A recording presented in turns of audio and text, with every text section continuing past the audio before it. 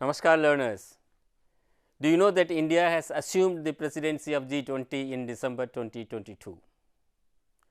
It is a proud moment for all of us in India, citizens of this country. India has assumed the presidency of G20, the group of 20. Learners, do you know how the G20 came into being, its role and place in the global economic and political scene today? Here is a conversation in which Astha, Kannan and their teacher Mrs. Ekta participate and talk about G20. Let us watch the conversation. Namaskar madam and Namaskar Kannan. How are you? I'm fine. How are both of you? Namaste ma'am, I'm fine as well. I'm good too. Ma'am, I would like to know about G20. I read in the newspaper and watched on television news about it. India has taken over the presidency of G20. Our Prime Minister Shri Narendra Modi ji assumed as the chair of G20. Astha, you are very right. Kannan, we are currently holding the presidency of G20. Now, what's so interesting about it? India is one of the largest and oldest democracy of the world. In fact, you can say that we are fountainhead of democracy. And this G20 presidency gives us a forum or a platform to showcase and know the world that what are our democratic ethos and values. Really? I would like to learn about G20. I'll tell you more about G20, but first of all, tell me what is the full form of G20? Yes, I know. Is it group of 20? Yes, I too know it. That's right, it's group of 20. And tell me how many countries are there, or is there any organization or a union available in it? I think all of them are countries. Yes, I think all 20 of them are countries. No. There are 19 countries and one union. Union means number of countries together form a regional organization or a union. And in this, along with 19 countries, we have European Union. European Union is a union of 27 countries of Europe. Madam, I would like to know more about this. Let me tell you about G20. G20 is an intergovernmental organization, or you can call it as a multilateral forum. Now, what do we mean by multilateral forum? Multilateral forum is a kind of forum in which number of countries come together and discuss certain issues which are pressing concerns. Now, you may think about that, what are the pressing concerns? First of all, G20 is like an economic cooperation body, and where we tend to talk about the issues that are of concern to these countries. Interestingly, in G20, we have a combination of developed countries also and developing countries also. Oh, this is great. A forum of many countries. Ma'am, I have a question. You said that this is an intergovernmental organization, which we understand. But you also said that 20 major developed and developing countries are part of this forum. Ma'am, what are these developed and developing countries? Asked a very good question. In fact, we must understand that what's the difference between developed and developing countries. Now, developed countries are the countries, those who have achieved a particular level of economic growth, industrialization, and a particular per capita income. These countries are called as developed because they have a particular standard of living. They have been able to overcome the levels of poverty. They have been able to guarantee their citizens minimum welfare, and these countries are rich countries. Ma'am, could you please tell us what countries are involved in G20? Astha, I'll give you the list and just read it out for your audience. Yes. It is given in alphabetical order. Argentina, Australia, Brazil, Canada, China, France, Germany, India, Indonesia, Italy, Japan, Republic of Korea, Mexico, Russia, Saudi Arabia, South Africa, Turkey, United Kingdom and United States, and the European Union. Now, can you see the list? And out of this list, identify that all these countries are belonging to major 6 continents. You can see North America, South America, Asia, Europe, and Africa, and Australia. So these are the continents from where we have large number of countries coming together and forming this union. Kannan, can you tell me which country is there from Africa? Yes, ma'am. Ma'am, it's South Africa. Can you identify it on the map? Ma'am, it's at the southern part of Africa. Absolutely right. Now, Asta, you might be interested in knowing about the beginning of G20 because every forum comes into existence for a reason. So, how did G20 come into existence? In 1999, when the world was facing financial crisis, at that point of time, G20 forum was established. It was representing at that point of time the governors of central banks of these countries and finance ministers. Later on, during the global financial crisis, this forum was enhanced or it was upgraded and it involved head of the states. And since then, this has become a premier forum for economic cooperation between these countries.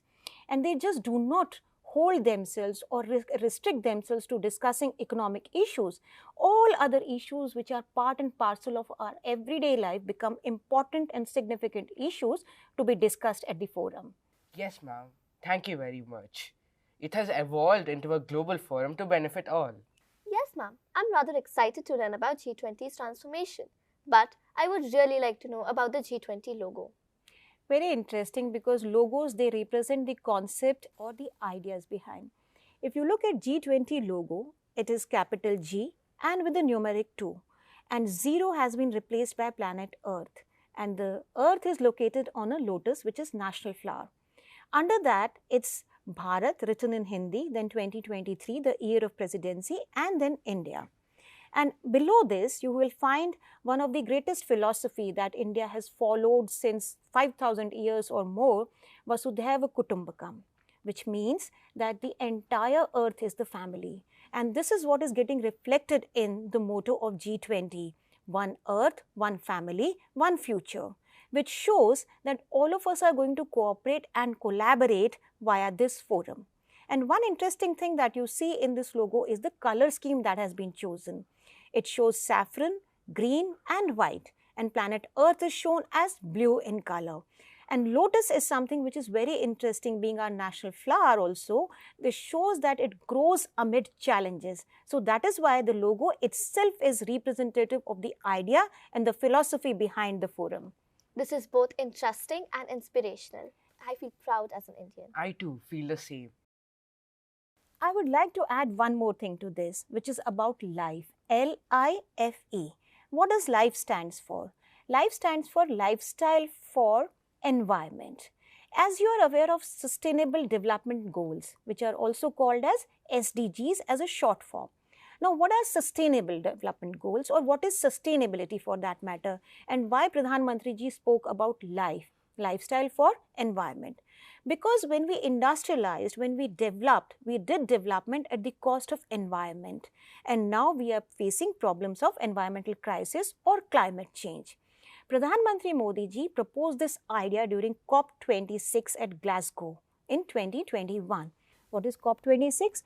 Conference of Parties, where he talked about having a sustainable lifestyle which does not adversely impact our climate. And this is how we can conserve our resources. And this is where, when we talk about life or sustainability development, then we are also addressing these sustainable development goals which we need to keep in our mind while paying all respect to the environment, climate and the resources. Oh, I see. This is much more needed for young people like us. We need to preserve our environment. India has in 2022 celebrated its 75th year of independence. Now we are calling another 25 years until we reach 100 years of independence as Amrit Kal. And in this Amrit Kal, we are going to achieve a large number of goals in which sustainability or sustainable development is one. And if we preserve our environment, if we look at caring for our climate, this is going to be something which is going to pay us in the long run. And young people like you are going to be a part and a great contributor in this journey. I'm excited to see how this is realized. Yes, ma'am. Ma'am, I would also like to know about what kind of activities and events India is organizing as part of G20. Interestingly, Asta, there are going to be 200 meetings and almost 50 cities are going to host these meetings in India. Along with these meetings, you might be interested in what about these meetings or on what themes. There are 32 themes identified around which these meetings will be held. and a large number of activities and other areas would be covered which are part and parcel of these 32 theme areas. Ma'am, what are the guest countries invited? The guest countries are invited in order to participate directly or indirectly in the discussions which are going to happen under different themes in G20. Which are these countries? These countries are also countries which are important economic and political player. Now, one is our neighbor, which is Bangladesh. The rest of the countries are Egypt, Mauritius, Netherlands, Nigeria, Oman, Singapore, Spain, and UAE, that is United Arab Emirates. Bringing the countries together will bring the people to a harmonious life. Kanan, you are very right. Bringing countries together gives us greater scope for cooperation. Along with G20 members, these countries are also going to be part of much of the discussions and negotiations that happen. Along with these countries, there are a number of international organizations which are going to be part of this forum. And these are, I begin by telling you, United Nations, that is UNO, International Monetary Fund, IMF, World Bank, WB, WHO, World Health Organization, WTO, World Trade Organization, ILO, International Labour Organization, FSB, Financial Stability Board, OECD, which stands for Organization for Economic Cooperation and Development, and many more regional organizations such as ADB, that is Asian Development Bank. Thank you, ma'am, for making us understand aware of the G20 and how India's presidency helps our country and its people as well as other countries. To conclude, I would give you one more point. This G20 is very significant, unique and distinct for India. Why is it so? Because we are going to promote cooperation and collaboration between nations, number one. Number two, we are going to make it basically people's G20. We are going to take it more closer to the people. By announcing a large number of Jan Bhagidari activities, we are going to take these to the people, to the public, and we will make it more egalitarian, more inclusive, more democratic, and more representative in nature. Thank you, ma'am. Thank you, madam. Both of you are welcome. Learners, how was the conversation on G20? Hope you liked it. Have you also learnt about G20 through this conversation? Learners, here are some tasks for you. Why was G20 created? Who from the member countries participated in the beginning of G20? Learners, there is a logo for G20. What does the G20 logo convey? Here is an interesting question for you. Write a letter to a student like you in one of the G20 countries describing about our country, your city, your village or town, and how people are there, and festivals, clothes and so on. Still more an interesting task for you. Write a letter to the Honorable Prime Minister of India suggesting him ideas and activities for school students in the G20 countries.